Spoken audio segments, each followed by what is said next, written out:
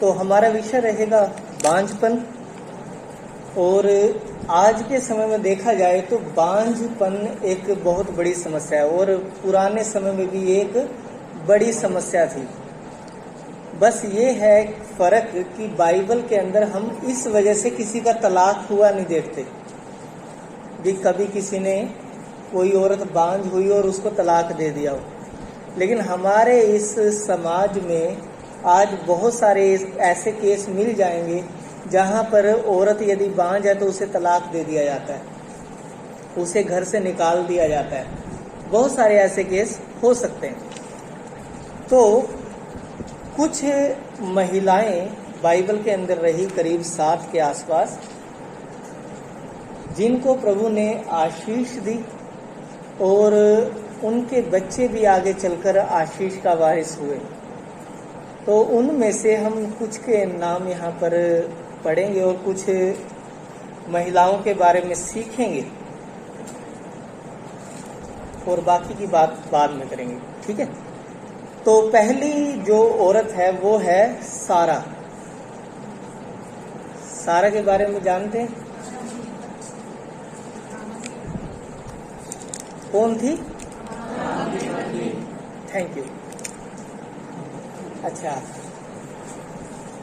अब अब्राहम की पत्नी सारा हमें मिलती है 11 अध्याय उत्पत्ति की किताब और 30 वचन में, जहां ये पता लगता है कि वो बांझ थी।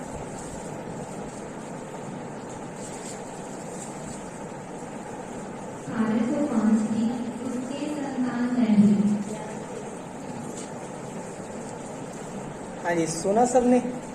बस छोटी सी लाइन थी, लेकिन ये छोटी सी लाइन उसके जीवन को बदल के रख देती है। कितना आसानी से बोल दिया ना, कितनी जल्दी खत्म भी हो गया ये।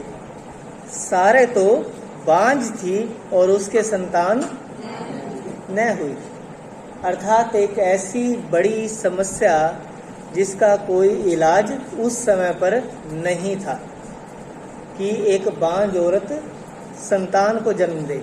अब ये जो महिला है ये बांझ है और इसको कोई संतान नहीं हुई। और कितनी उम्र तक नहीं हुई? अभी जब ये बता रहे हैं, या फिर जब अब्राहम को बुलाया गया तब उसकी उम्र करीब करीब 65 साल थी। 65 साल तक इस महिला के पास कोई संतान नहीं है। मेरे ख्याल से उसके बाद उम्मीद करना भी बेवकूफ़ी रहती है। हाँ जी, 65 साल की उम्र में एक महिला बच्चे को जन्म दे, ये उम्मीद करना भी बेवकूफ़ी मानी जाती है। लेकिन वहाँ पर लिखा गया कि वो बांझ थी और उसके पास कोई संतान, और उम्र उसकी 65 साल हो चुकी है। हालेलुया। तो चलिए, अब परमेश्वर ने अब्राहम से एक प्रतिज्ञा की, उसके पति से एक प्रतिज्ञा की, और वो प्रतिज्ञा थी 12 अध्याय के 2 वचन में, और मैं तुझसे एक बड़ी जाति बनाऊंगा और तुझे आशीष दूंगा और तेरा नाम महान करूंगा और तू आशीष का मूल होगा। जी, मैं तुझसे एक बड़ी जाति, संतान एक भी नहीं है इसके पास, और परमेश्वर वायदा करते हैं एक बड़ी जाति बनाने का। एक ऐसी जाति जिसमें लोग इतने हों कि वो बालू की रेत के किनकों के बराबर हो जाएं, यानी कि गिनती में ना इतने ज़्यादा लोग हो जाएं, लेकिन संतान एक भी नहीं है। हालेलुया। तो ऐसे में ही 18 अध्याय में भी यही वचन लिखा है कि परमेश्वर ने एक पुत्र देने की प्रतिज्ञा अब्राहम से की। लेकिन यहाँ पर परमेश्वर पर भरोसा रखने के बजाय जिसने प्रतिज्ञा दी, इन्होंने मानवीय प्रयास किए। हम लोग भी करते हैं ना। देखिए, कुछ समय के लिए सिर्फ इधर ध्यान दीजिए, बिना दुखी हुए। खुशी की बात बताऊंगा मैं आपको। यहाँ पर क्या हुआ, इन्होंने मानवीय प्रयास किए। जैसे आज यहाँ पर अगर किसी के यहाँ कोई बच्चा नहीं होता ना, सबसे पहले जाएंगे अगर गांव में है तो दाइयों के पास या बाबाओं के पास, तांत्रिकों के पास, ठीक है। और पीछे से काफी साल पहले एक केस बड़ा फेमस हुआ था कि एक तांत्रिक ने कहा कि अगर तुझे संतान चाहिए तो तू एक बच्चे की बलि दे, और उन्होंने किसी का बच्चा किडनैप किया और उसकी बलि दी, और बाद में वो पकड़े गए थे। तो अब ऐसे में इस संसार में हो क्या रहा है, एक बच्चा पाने के लिए दूसरे बच्चे की बलि, और वो भी किसी और के। ऐसे ऐसे मानवीय प्रयास हमारे संसार में किए जाते हैं, इस समाज में किए जाते हैं। लोग डॉक्टरों के पास, तांत्रिकों के पास भागे भागे जाते कि उनके घर में कोई संतान पैदा हो। अब ऐसे में सारा ने भी और अब्राहम ने भी एक मानवीय प्रयास किया। कोई बताएगा उस प्रयास के बारे में?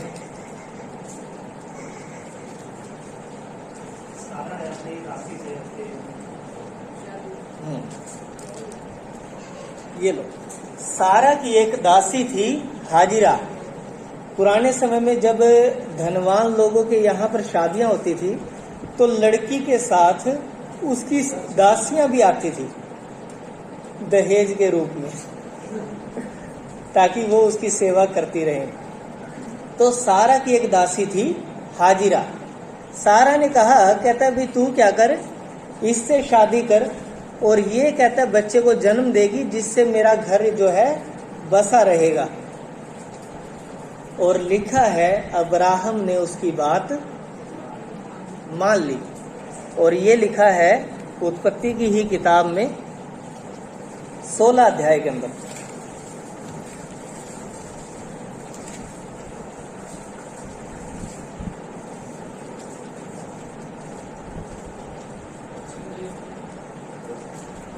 सोलह का 1 से ही चलेगा, ये 1 से 5।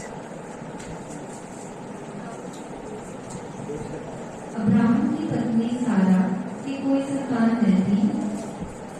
उसकी हाजिरा नाम की तीसरी दासी थी। सारे ने अब्राहम से कहा, देख यहोवा ने तो मेरी कोख बंद कर रखी है, इसलिए मैं तुझसे विनती करती हूँ कि तू मेरी दासी के पास जा। संभव है कि मेरा घर उसके द्वारा बस जाए। सारे की यह बात अब्राहम ने मान ली। इसलिए जब अब्राहम को कनान देश में रहते 10 वर्ष बीत चुके, तब उसकी स्त्री सारा ने अपनी मिस्री दासी हाजिरा को लेकर अपने पति अब्राहम को दिया कि वह उसकी पत्नी हो।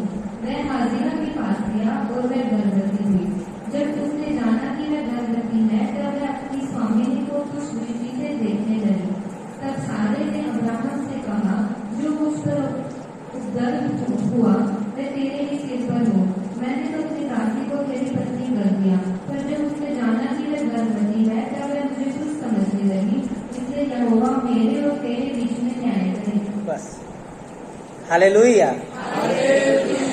आपको समझ में आया यहाँ पर हुआ क्या? सारा कहती है कि मेरी एक दासी है, तू उसके पास जा ताकि वो बच्चे को जन्म दे और मेरा घर उसके द्वारा बस जाए। अब अब्राहम ने उसकी बात मान ली, क्योंकि ये आज्ञाकारी पति था। उसने उसकी बात मान ली, और जब वो गर्भवती हुई तो वो सारा को ही तुच्छ समझने लगी। अब ऐसे में सारा आई अब्राहम के पास और कहता है, जो मेरे ऊपर ये उपद्रव हो रहा है, ये कहता तेरे ही सिर पे हो, तेरी वजह से हो रहा है, कहता है। अब इसमें बताओ अब्राहम की गलती क्या थी? हालेलुया। खैर ये सिर्फ हंसने के लिए था। अब्राहम की भी गलती थी कि उसने परमेश्वर की बात पर भरोसा रखने की बजाय अपना मानवीय प्रयास किया, अपनी पत्नी की बात को मानकर, जबकि परमेश्वर ने उसे प्रतिज्ञा दी थी और प्रतिज्ञा का वारिस आना जरूरी है। अब अब्राहम ने जब इस्माइल को रखा होगा सामने कि प्रभु देख मेरा बेटा ये है, तब परमेश्वर ने कहा होगा ये वो नहीं है, ये व्यभिचार की संतान है या फिर तुम्हारी जैसी भी जायज संतान हो, लेकिन प्रतिज्ञा का वारिस ये नहीं है। प्रतिज्ञा का वारिस मैं दूंगा। और तेरी उसी पत्नी से होगा। हालेलुया। और देखिए क्या लिखा हुआ है, जब इसहाक जो है पैदा हुआ 21 अध्याय के अंदर, मैं फटाफट पढ़ देता हूं आप लोगों के लिए।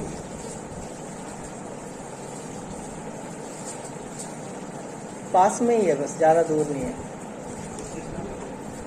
21 का पहला ही वचन, दूसरा वचन, यहोवा ने जैसा कहा था वैसा ही सारा की सुधि लेके उसके साथ अपने वचन के अनुसार किया।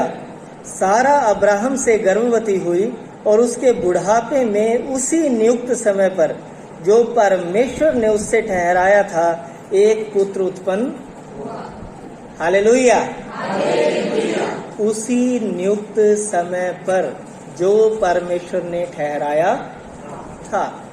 अब चाहे आप इसके लिए हंस के इंतजार कीजिए, चाहे आप रो के इंतजार कीजिए, जब परमेश्वर का समय आएगा, परमेश्वर उसी समय आपकी उन बातों का उत्तर देगा, आपकी उन प्रार्थनाओं का उत्तर देगा जिनके लिए आप काफी समय से प्रार्थनाएं कर रहे हैं।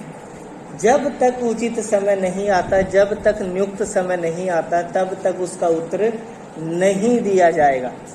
चाहे आप कितने भी मानवीय प्रयास कर लीजिए, वो सब व्यर्थ हो जाएंगे। ऐसा ही अब्राहम के पोते ने भी किया। अब्राहम के पोते का नाम याद है किसी को? हाँ, याकूब। चलिए याकूब के बारे में पढ़ते हैं हम। और याकूब के बारे में लिखा हुआ है,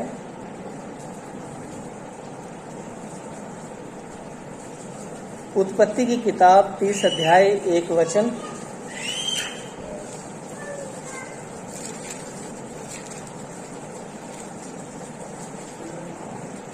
जब राहेल ने देखा कि याकूब के लिए उससे कोई संतान नहीं होगी, तब वह अपनी बहन से डाह करने लगी और याकूब से कहा, मुझे भी संतान दे, नहीं तो मैं मर जाऊंगी। हालेलुया। तो यहाँ पर याकूब है परमेश्वर का दास, जिसे परमेश्वर ने बहुत ही उन्नति दी, बहुत उसे बढ़ाया। और अब उसके पास 2 पत्नियां हैं, लिया और राहेल। अब राहेल के पास कोई संतान नहीं, लेकिन लिया के पास संतान है। और जब राहेल ने देखा कि मेरे पास कोई संतान नहीं है, तो वो अपने पति के ऊपर कुड़कुड़ा के कहते कि मुझे भी संतान दे, नहीं तो मैं मर जाऊंगी। ये बांझपन एक ऐसा दंश है, एक ऐसा दुख है, एक ऐसा रोग है जो इंसान को अंदर तक तोड़ता है। सोचिए, अगर संतान नहीं है तो वो मरने की बात करे तो कितनी वो दुखी होगी, कितनी वो जलन रख रही है इस समय अपनी बहन के साथ। तो यहाँ पर इन्होंने भी एक मानवीय प्रयास किया। 3 वचन से या फिर 2 से ही पढ़ दें। तब याकूब ने राहेल से क्रोधित होकर कहा, क्या मैं परमेश्वर हूँ? तेरी कोख तो उसने बंद कर रखी है। राहेल ने कहा, अच्छा, मेरी दासी बिल्हा काजिब है, उसी के पास जा, वह मेरे दुल्हों पर जनेगी और उसके द्वारा मेरा भी घर बसेगा। तब उसने उसे अपनी दासी बिल्हा को दिया कि वह उसकी पत्नी और याकूब के पास गया, और बिल्हा गर्भवती हुई और याकूब से उसके एक पुत्र उत्पन्न हुआ। तब राहेल ने कहा, परमेश्वर ने मेरा न्याय चुकाया और मेरी सुनकर मुझे एक पुत्र दिया, इसलिए उसने उसका नाम दान रखा। बस, तो यहाँ पर इन्होंने भी मानवीय प्रयास। तो ये सारे प्रयास जो हैं लोग हमेशा से करते आए, लेकिन परमेश्वर की इच्छा से एक पुत्र उसको उत्पन्न हुआ, और वो है यूसुफ। जानते हैं सभी यूसुफ के बारे में, जो बाद में मिस्र देश का प्रधानमंत्री भी बना। जब प्रतिज्ञा की संतान आएगी, जब परमेश्वर की इच्छा से संतान होगी, तो वो उन्नति भी हासिल करेंगे। वो जगत में जब रहेंगे तो उनका चलना फिरना परमेश्वर के लोगों जैसा होगा। जो इस तरीके की संतान होगी, उनका कोई भी नामो निशान नहीं रहेगा। क्यों नहीं रहेगा वो बता देता हूं। राहेल के पहले लड़के का नाम क्या था? अभी तो पढ़ा ना, दान था। प्रकाशित वाक्य में जाइए, दान का गोत्र नहीं मिलेगा। परमेश्वर ने रिजेक्ट कर दिया इसको, ये गोत्र रखा ही नहीं। जब लिखा है ना कि 12-12 हजार हर एक गोत्र से उठाए जाएंगे, तब ये गोत्र रखा ही नहीं गया। लेकिन यूसुफ के 2 लड़कों को रखा। हालेलुया। तो परमेश्वर की योजनाएं अद्भुत हैं और सही समय का इंतजार कीजिए हर एक जन के लिए। और ये बांझपन जो है, ये शारीरिक बांझपन की बात नहीं कर रहा मैं, क्योंकि रब की दया से आप लोगों के पास संतानें हैं। तो यहाँ पर शारीरिक बांझपन की बात नहीं कर रहा मैं, आत्मिक बांझपन की बात कर रहा हूँ। जहाँ पर हम मेहनत किए जा रहे हैं लेकिन कोई फल नहीं आ रहा, जहाँ पर हम लगातार अपने काम में लगे हुए हैं, कोई सफलता नहीं है, जहाँ पर हर समय हम कुड़ते रहते हैं, तड़पते रहते हैं किसी चीज के लिए और वो हमारे पास नहीं है। हमारे परिवारों में शांति दूर दूर तक दिखाई नहीं दे रही, आपस में लड़ाई झगड़े हो रहे हैं। ये इस आत्मिक बांझपन की बात कर रहा हूँ। और इस बांझपन को दूर करने की सामर्थ सेनाओं के यहोवा में है। याकूब कहता, तेरी कोख यहोवा ने बंद कर रखी है। यहोवा ही है जो कोख को खोल सकता है और बांझ की कोख में से भी कुछ उपजा सकता है। देखिए क्या लिखा है इसहाक के लिए, यूसुफ के लिए।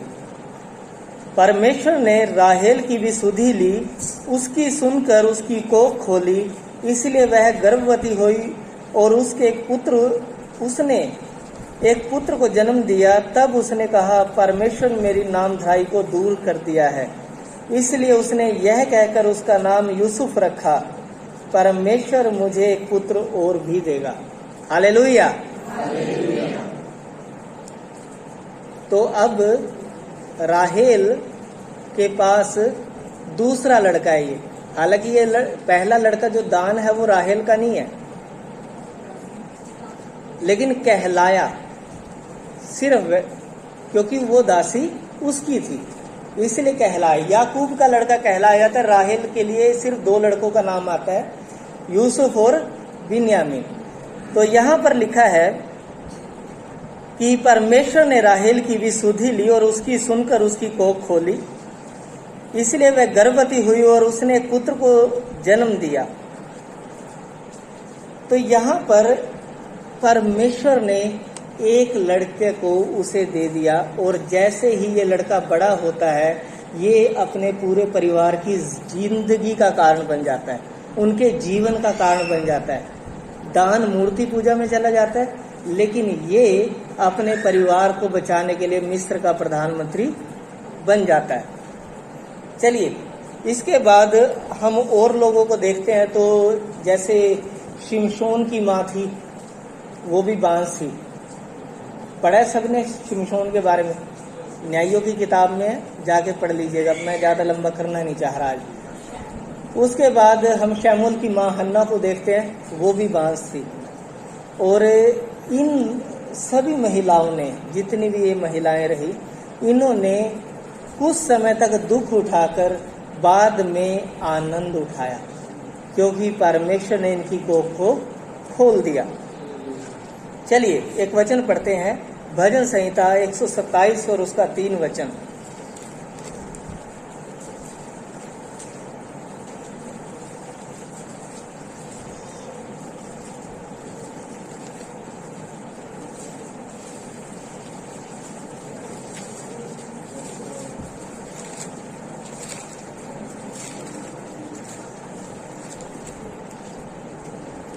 हाँ जी, पढ़ें।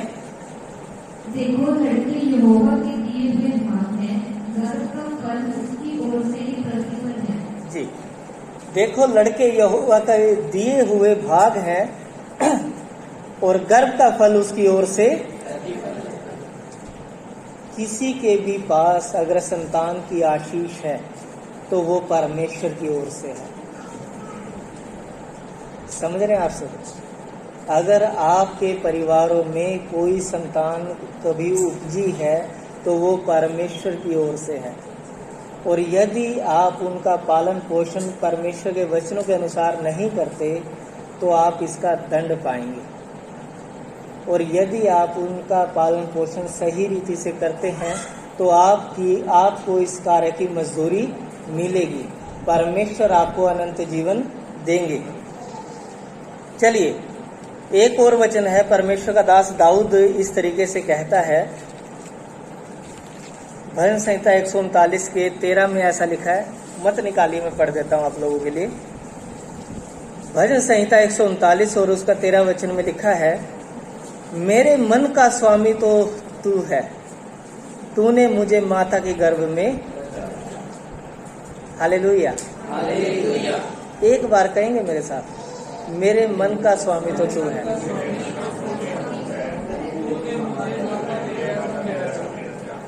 सही से, मेरे मन का स्वामी तो तू है। 3 बार में बात पक्की हो जाती है ना, एक बार और। मेरे मन का स्वामी तो तू है, तूने मुझे माता के गर्भ में रचा। अब आप जिम्मेवार हैं,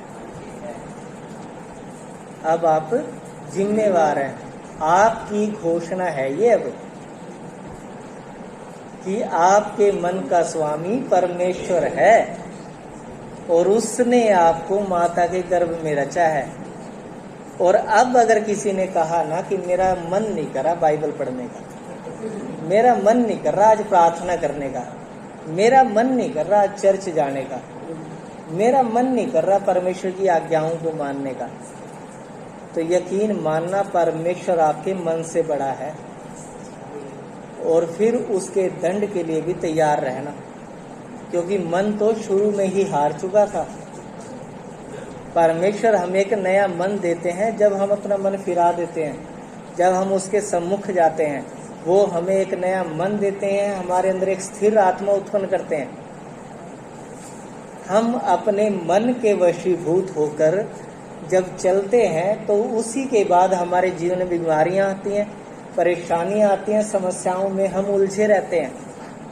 अगर आप अपने मन के अनुसार चलना चाह रहे हैं तो आने वाले समय में आप बहुत सारे कष्टों का सामना करने वाले हैं।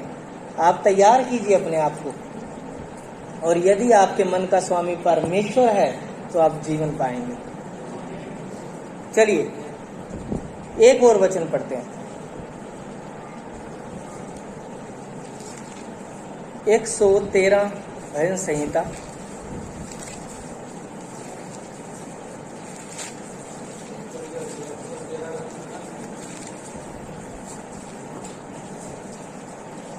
ये वचन मुझे बड़ा पसंद है।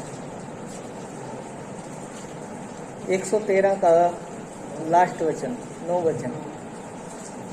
वह 5 को घर में लड़कों की आनंद करने वाली माता बनाता है, यह आपकी स्तुति करो। Hallelujah, hallelujah. मेरी शादी से पहले रीना ने मुझे कहा, कहता मुझे ना बच्चे नहीं होते, कहीं बाद में हमारे रिश्ते में दरार आए, आप सोच समझ लेना शादी करनी है या नहीं।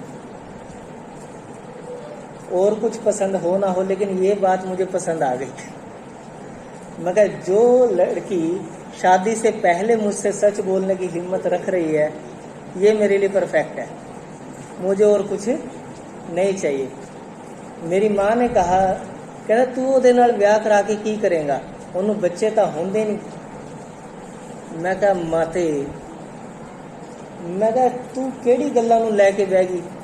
और मैं कहा मैं रब नूं मन्ना, बच्चे तो आप करा लेने ने, कोई दिक्कत नहीं है। क्योंकि शादी से 5 साल पहले परमेश्वर ने मुझे ये दर्शन दिया था कि तेरी पहली संतान लड़का होगी। और जब रीना की प्रेगनेंसी मेरे ख्याल से 10-15 दिन की थी तो आंटी जी आए थे घर पे, और आंटी जी को मैंने कहा था, नहीं आंटी जी को नहीं, मम्मी को कहा था, मम्मी साथ में थी। मम्मी कहते क्या हुआ, मैं कहा लड़का होगा। कहता ठीक है चंगी गाले होएगा था। मैं कहा बस इसको फाइनल समझना। और ये हमारी महारानी जी कितने टाइम तक लड़की मांगती रही, कारण इसे लड़की पसंद थी। लेकिन मैं अपने उस प्रतिज्ञा के शब्दों को याद रखे हुए था जो अब्राहम के विषय में पढ़ते हुए परमेश्वर ने मुझे दी थी कि तेरी पहली संतान लड़का होगी। तो ये वचन जो है यहाँ पर लिखा है, वह बांझ को घर में लड़कों की आनंद करने वाली माता बनाता है। तो कोई समस्या नहीं है। डॉक्टरी रिपोर्ट कहती है कि वो बांझ है, कोई समस्या नहीं। डॉक्टरी रिपोर्ट कहती है कि आप बीमार हो, कोई दिक्कत नहीं। आपकी आर्थिक हालत ये कहती है कि आप कंगाल हो, कोई मैटर नहीं है। लोग आपको कहते हैं कि आप नाश हो जाओगे, कोई मैटर नहीं है। पूरी दुनिया आपको चाहे कुछ मर्जी कहे, आप किस पर विश्वास करते हैं ये मायने रखता है। एक वचन पढ़ेंगे हम, लूका की किताब 1 अध्याय और 45 वचन।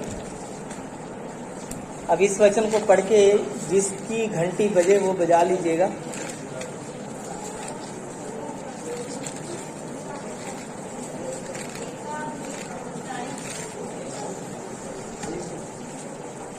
लूका अंकल और उसका 1 अध्याय 45 वचन।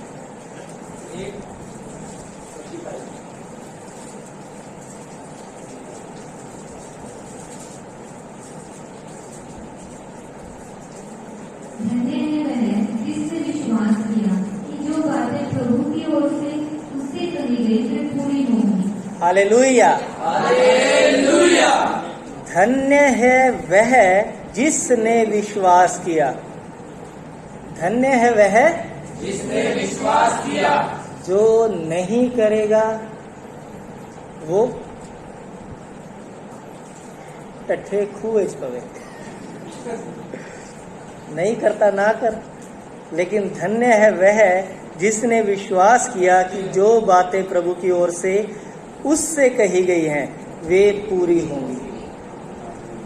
यदि आपको प्रभु ने कोई बात कही है, ऐसा हो नहीं सकता कि वो पूरी ना हो। और यदि आप विश्वास करते हैं तो आप धन्य हैं। चलिए एक और वचन पढ़ेंगे हम, आशीष वचन है ये। 2 वचन हम पढ़ेंगे। यशायाह की किताब 40 अध्याय और उसके बाद हम 65 अध्याय भी पढ़ेंगे।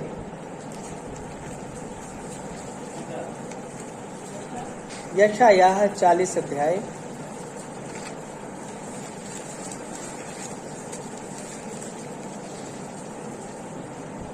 परमेश्वर करता क्या है ये पढ़ेंगे हम।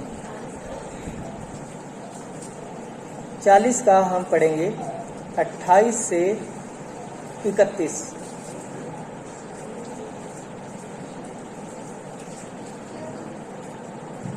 क्या तुम नहीं जानते, क्या तुमने नहीं सुना, यहोवा जो सनातन परमेश्वर और पृथ्वी भर का सृजनहार है, वह न थकता न श्रमित होता है। उसकी बुद्धि अगम है, वह थके हुओं को बल देता है और शक्तिहीन को बहुत सामर्थ्य देता है। तरुण तो थकते और श्रमित हो जाते हैं और जवान ठोकर खाकर गिरते हैं, परंतु जो यहोवा की बाट जोहते हैं वे नया बल प्राप्त करते जाएंगे। वे ख्वाबों के समान उड़ेंगे, वे दौड़ेंगे और श्रमित न होंगे, चलेंगे और थकित न होंगे।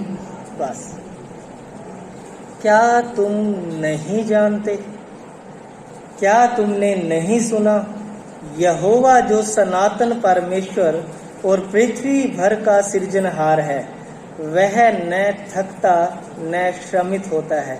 उसकी बुद्धि का कोई पार नहीं पा सकता। बुद्धि का मूल वही है। Hallelujah, hallelujah. वो थकता नहीं है, लेकिन वो करता क्या है? वो थके हुए को बल देता है और शक्तिहीन को बहुत सामर्थ्य देता है। जब आपको लगे कि आज मैं थक गया हूँ, अपने दुखों से, परेशानियों में, रोज रोज के इन पचड़ों से थक गया, तो वो आपको बल देगा। Hallelujah, hallelujah. वो आपको एक नया बल देगा जिससे आपके अंदर फिर से आगे बढ़ने की सामर्थ्य आएगी। और लिखा है जब आप शक्तिहीन हो जाएंगे तो वो आपको बहुत सारी सामर्थ्य देगा, कम नहीं देगा, बहुत सामर्थ्य देगा। तरुण तो थकते और श्रमित हो जाते हैं और जवान ठोकर खाकर गिरते हैं, परंतु जो यहोवा की बाट जोहते हैं वे नया बल प्राप्त करते जाएंगे। वे उकाबों के समान उड़ेंगे, दौड़ेंगे और श्रमित न होंगे, चलेंगे और थकित न होंगे। दौड़ो, चलो, उड़ो, कुछ मर्जी करो, आपका पेट्रोल खत्म नहीं होगा। Hallelujah, hallelujah. क्योंकि परमेश्वर आपको सामर्थ्य देने वाले हैं, क्योंकि परमेश्वर आपको नया बल देते हैं, और वही परमेश्वर हमारे जीवन में हमेशा हमारे साथ रहते हैं। 65 अध्याय के अंदर ऐसा लिखा हुआ है, 65 के अंदर,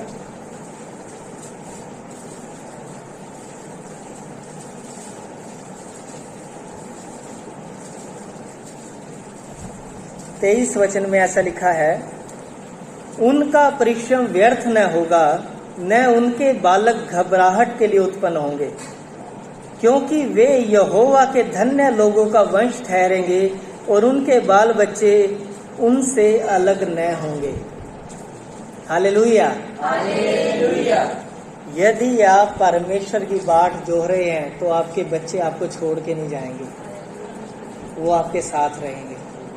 यदि आप परमेश्वर पर भरोसा रखते हैं तो आपके बच्चे घबराहट के लिए उत्पन्न नहीं होंगे, डरने के लिए उत्पन्न नहीं होंगे, वो सामर्थी लोगों में से होंगे। और लिखा है, क्योंकि वे यहोवा के धन्य लोगों का वंश ठहरेंगे और उनके बाल बच्चे उनसे अलग। और फिर उसके बाद एक महत्वपूर्ण बात और आ जाती है, उनके पुकारने से पहले ही मैं उनको उत्तर दूंगा और उनके मांगते ही मैं उनकी सुन लूंगा। Hallelujah, hallelujah. पुकारने से पहले उत्तर देगा और मांगते ही सुन लेगा। वो प्रेमी पिता है हमारा, वो परमेश्वर जो हमसे प्यार करता है। तो प्रभु आप सबको आशीष दे। अब एक वचन और पढ़ेंगे, फिर हम समाप्त करेंगे। नीति वचन की किताब 30 अध्याय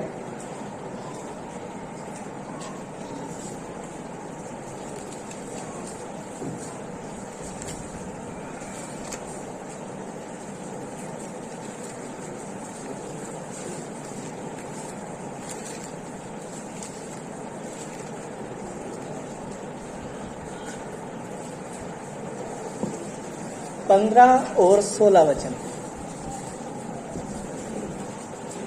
जैसे जोंक की 2 बेटियां होती हैं जो कहती हैं दे दे, वैसे ही 3 वस्तुएं हैं जो तृप्त नहीं होती, वह 4 हैं जो कभी नहीं कहती बस।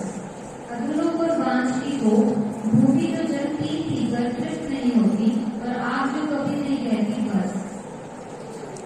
तो बांझ की कोख जो कभी तृप्त नहीं होती। अब एक ऐसे में एक बात मैं आप लोगों से करना चाह रहा था, जो हम ही बात कर रहे थे कि आत्मिक बांझपन बहुत सारे लोगों में पाया जाता है। विश्वासी के गुण किस किस को पता है? मेरे ख्याल से सभी के घरों में गए हुए थे। कोई सुनाएगा? 6 गुण हैं विश्वासी के।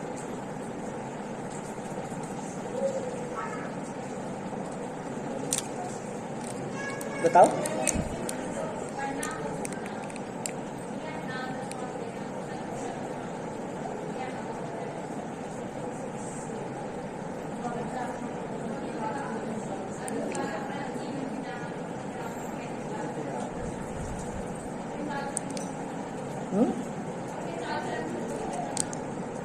वो पवित्रताई के जीवन में आ गया।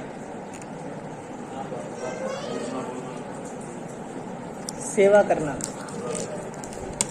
ये पहुंचा देना पीछे। तो ये 6 गुण हैं, ठीक है, रिपीट करेंगे।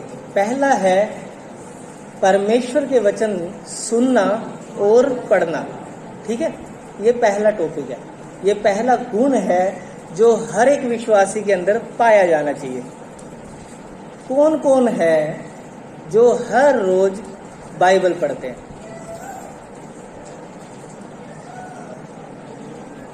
सुनते हो?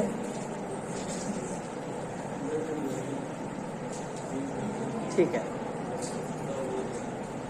यानी कि तकरीबन ज्यादातर लोग इस बात में अपने जीवन में एक विश्वासी गुण रखे हुए थे। हर दिन वो बाइबल पढ़ते हैं, परमेश्वर के वचन सुनते हैं। दूसरी बात, प्रार्थना करना। हाँ जी, इसमें भी तकरीबन सब लोग हैं, कुछ नहीं है।